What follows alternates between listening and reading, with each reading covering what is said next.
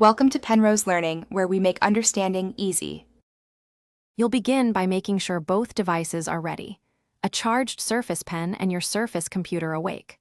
On the Surface, open Settings, then Bluetooth and Devices, and choose Add Device. This is where the system searches.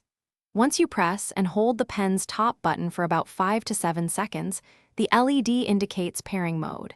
You do this now so the Surface can detect the pen immediately. This reduces retries and speeds the process, so you can move to the next steps.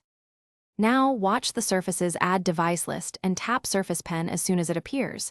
This is the critical join point. If Windows asks for a pairing confirmation code, accept it. It's typically automatic.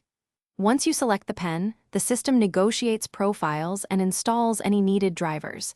That can take a few seconds.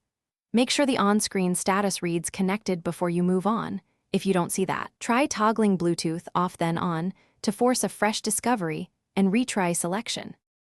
Finish by testing writing, erasing, and the pen buttons in OneNote or sticky notes.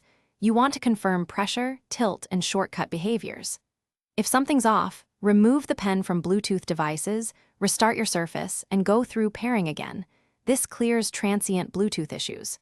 If problems persist, swap the AA battery or check for firmware updates in Windows Update, because outdated firmware or low battery are the two most common causes of inconsistent behavior.